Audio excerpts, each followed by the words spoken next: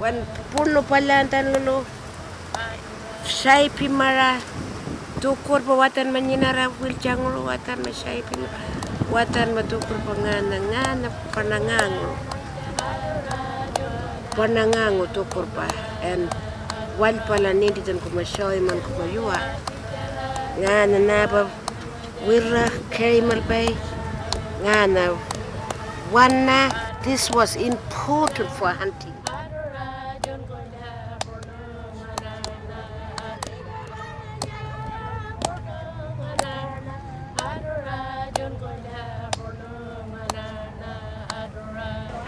These two are here are made by Fred Ward. Mr. Ward is Lala's husband, and these are made by her son, these other ones. Nice colours.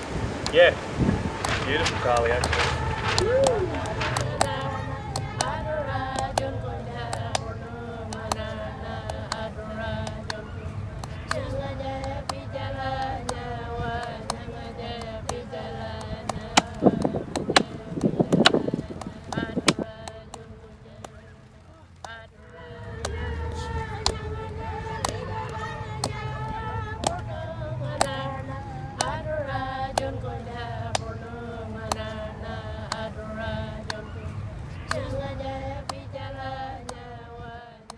It's important for Punu Man to come to Tukula and to the other Ngaanyatjarra areas and buy Punu because that's people's livelihood. They make those artefacts for money, they sell it, and they use that money to buy food and to look after their family, buy basic needs and other things for living in this new world.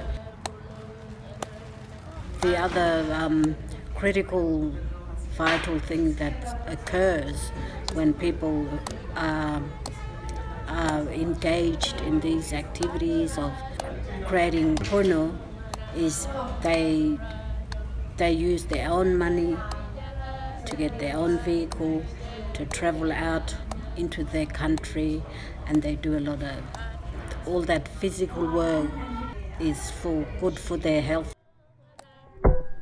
This is a real sharpening file. Yeah. Because it's got only one like this, one cutting edge, and it's got the other one another way again like that. But the other ones, there's one is got like one side going this way, another one going that way. Yeah. That's for clean the punu rice, like a really fine rice. You're just such a great craftsman, Billy. Beautiful. I think we've got another 4 days of cool weather. It's going to be cold another 4 days. We'll work on this. We're working on this bowl.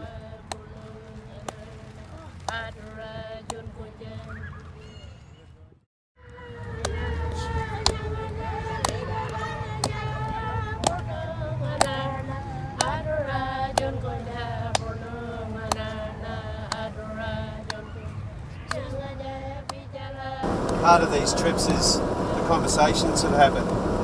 An opportunity to spruik Punu, to let people know when we're coming, an opportunity to sell tools, or give artists tools so that they've got the means of making Punu, otherwise we don't have anything to buy next time. And importantly, just keeping in touch with people. These are cheaper and you get kuja. 15. Sandpaper.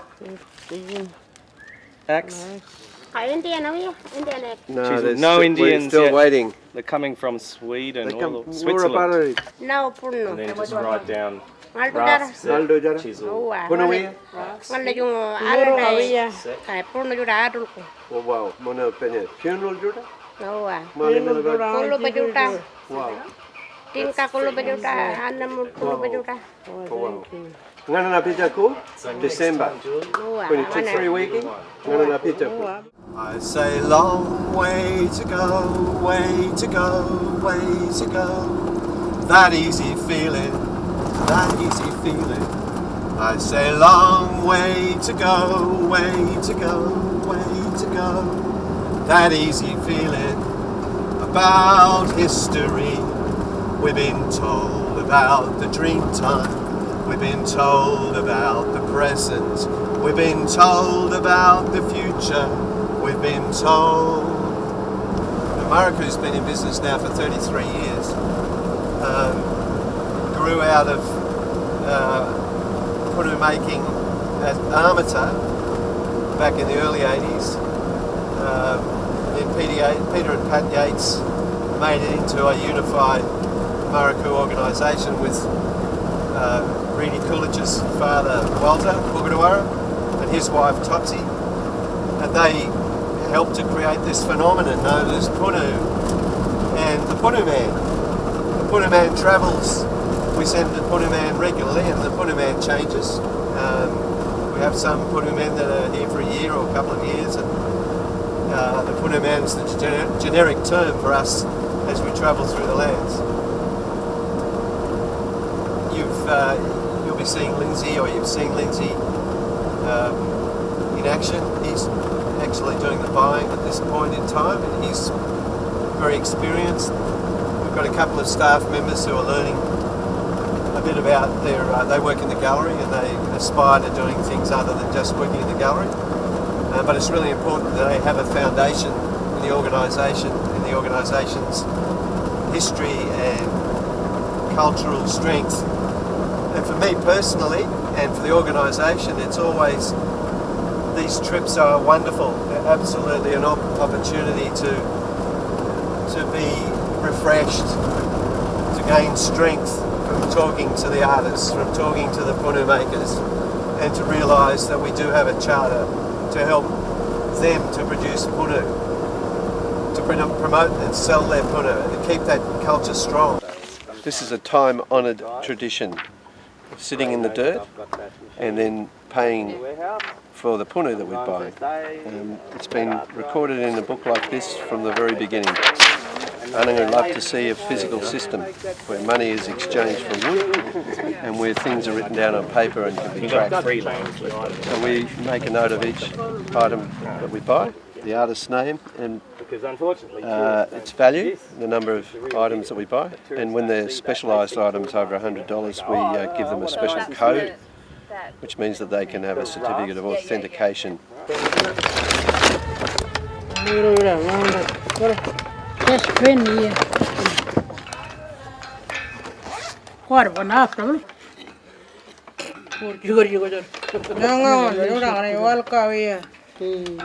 So these little small ones, what we often do with these is we drill them and make key rings. Right. So we pay them, say, an F for it, and then we'll sell them for, say, a H or an AJ because we've added the key ring, we've done the drilling. It's a beautiful piece. So Yang, next time when we come back in 2 weeks we need lots that size. Jurta and clapsticks jurta. We got no clapsticks and none of this one. Clapsticks, Wira, pulka, jurta morava. Wira pulka or kolo? Kolapa. Allergy. Little one. Yeah. Little black. 15. Algarab 10. 25. An important part of coming to these communities is to meet and spend some time with the Arts Centre managers, because they're a key part of the whole supply chain for punu. They support us in most of the communities, indeed in the communities where there's an arts centre. They're very industrious and I think it's really been great for their career development and skills development, having such an investment from Maruku into developing their punu. And then, you know, obviously they've got art and they've got painting that they can do as well. So I mean, it's given the artists out here a real diverse and a pretty amazing skill set rather. Yeah. And of course, an important part of punu is that they were making punu a long time before they were painting, and so it does still inform a lot of the art. Yeah, I've seen some artists just recently incorporate both painting and punu into their art practice. So that's that's been a really quite interesting development. And yeah, it'd be one to watch. I think, Clive, one of the really useful and impactful things that Maruku does for the artists out here is that it actually enables the artists to go out in the country to collect the punu that they then take back home. They fashion and they chip and they grind and they sand, but it's that connection to country and to place that's really quite special, and that's where all of this, the special artwork is made from. It's got that sense of country imbued in it right from the start. So yeah, I think that's really special. Why do you think Punu is important? Important for their future life. But looking at their mothers and aunties and grandmas doing, when they was small, they was cooking all this work and doing in these countries, in these communities, especially And also, like everywhere else. And I think one of the things Anangu would say too is that it's really important because it gets people out on country. They've got to go out on country to get that punu. Yes. It means that take the young ones out, have a look at country. And Yes. whatever. Is that true? That's true. Now, Tisby was just talking about the importance of punu in this community and to other communities. Can you just reiterate that a bit? Well, years ago, before I started Jumpy, I saw that the model for Maruku was really a really sustainable model, because it really was something that was really culturally appropriate and fitted in really well for Aboriginal people on the lands, because art centres weren't operating then, and people could very easily make their punu in their camps, travel with it, and the tools were very simple tools. So yeah, and over the years I've seen the art centres grow and the painting phenomena grow, but I'm realising that it's a bit, not to degrade from the punu, but from the painting, but it's a bit one-dimensional. So we're keen to try and really keep supporting it, because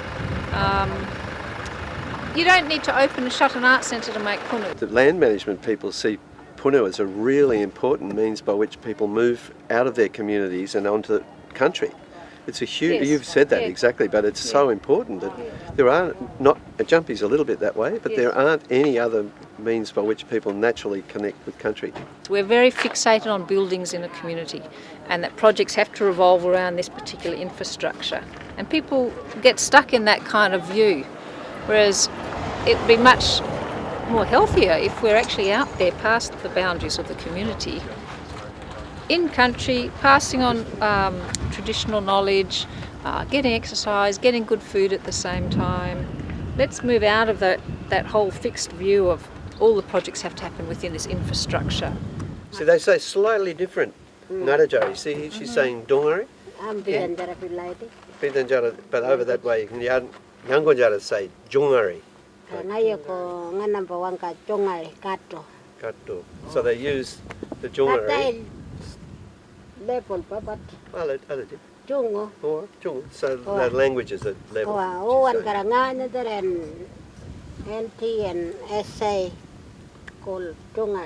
NPY. Ngaanyatjarra, Pitantjatjara, Yankunytjatjara. Jungo. Jungo ala didu. Put the seed underneath it and crush it into a flour, and then push the flour off into a little bowl underneath here, and then add some kapi, a bit of water, and then pura water nalko miximalko cows panga don kora. put it on the hot coals, and just like a little, like your pancake this morning, about that same size. Just put it on, a bit like a thickness of a hamburger, and just put it on the coals, and you break it, and it's beautiful bread. There's a special way of using a bowl. Yeah, I saw this. They hit the edge of the bowl. Wiranga. Wiranga means wira in the wira. Wira is a bowl in the wiranga in the bowl. But they really soften, but not from the standing ones, this from the roots. Narrow leaf mulga. So it is part of the mulga tree. It's an acacia, yeah. It's home, not clean. But what they call mulga is generally the acacia anura. Punu, what they do, animals that the family who have hunted, like goannas and parentes and all those other things, and the men's stuff like boomerang and shields, what they used in the traditional in the classical times for hunting and survival. So they're still doing that to sell, but they're also learning. There's a lot of teaching and learning through, because it's a intergenerational trips when you have the whole family going out. So there's that engagement and the stories of of their families, of what they did, where people retell it, and also the chukurpa, telling the chukurpa stories. This is Wilton Jackson. He lives here at Mundaru, and this is his son, Nathaniel. I was just talking to Wilton about his grandfather, Reggie Jackson. His grandfather. And another one there. Anyway, he was the #1 shield maker. We've still got some beautiful Reggie Jackson. Ngaanyatjarra, finish up now. We've got some beautiful shields like this, hey? Like that one, like that shape. Yeah, shield. Like blind. And you should make sure you got that tradition. You're lucky there. You got that #1. Nindi Pulga, your grandfather, you're lucky. So when we come back next time, maybe Wilton, you can help Nathaniel, and you two can make some really beautiful shields. Hey? Jara, wala dito? Nindi. 3 weeks time we might make that Tara. This is Robert Wood. He's a wonderful tool maker. He makes traditional tools. He makes miru, lots of really good miru. And this year we went to that show, Yeah, in Delhi. In Perth. We went to that reveal show. Robert and Narelle and Cynthia Burke, the big exhibition in Perth, and Robert he knows how to nunda wangani penya kanda bunu kitty jara mulla nunda nindini mulla Jala peluk nanga merunga nako. So what Robert is saying is that we should have a look at the miru, because he knows how to make that kitty on the end of the miru, and he was showing all these Aboriginal artists in Perth how to make that kitty, Spears and spear throwers. There's a natural relationship between spears and spear throwers and shields. And people haven't made shields for a while, so it's good to keep reminding people that there is a tradition of shield making, and it is actually the shields and the designs on the shields that inform all of the art. In the days when people made shields as warriors, their designs were unique to each warrior, and they were a way in which people carried stories and traditions. It's a bit of a bump.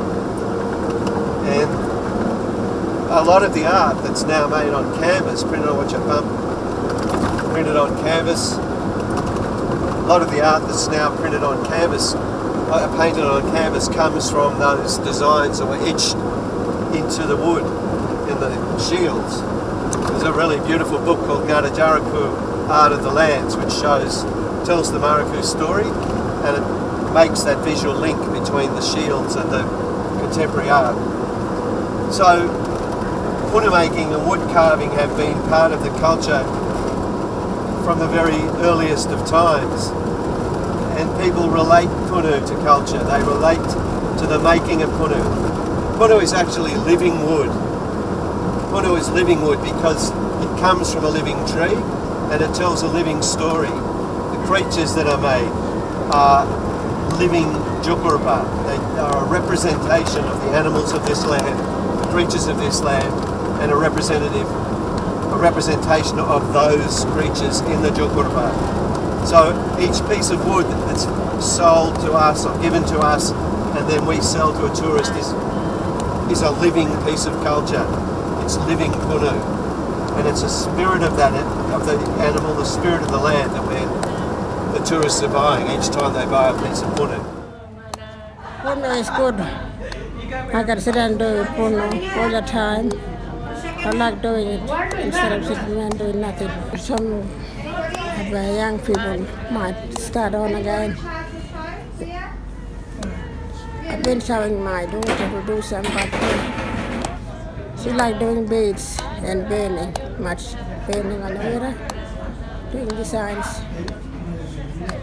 So that's what she do when I ask her to do some, give me a hand. It's good to have Maruku come back to us, coming back and buying Punu.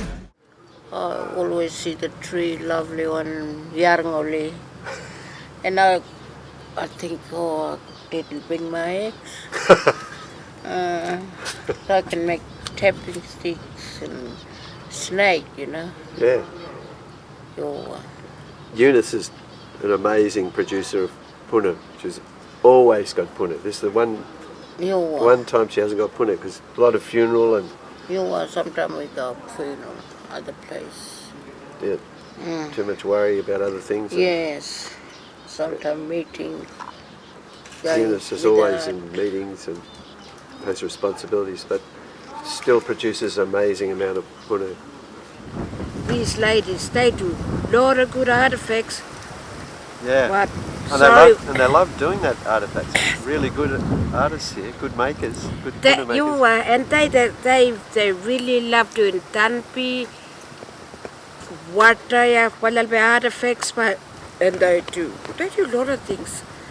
These ladies, and Pini and ladies, they do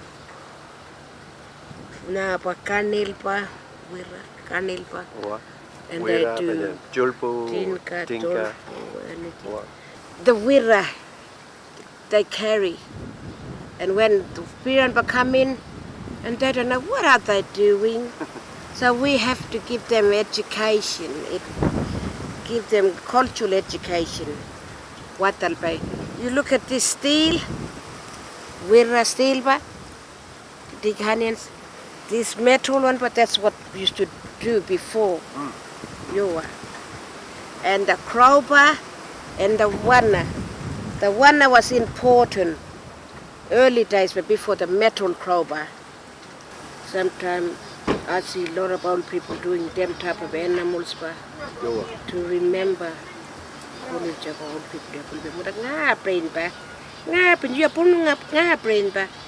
and that Punu, they remember by looking at it when they do the shapes. Yeah. And thinking about it. So Punu is really important for so many things.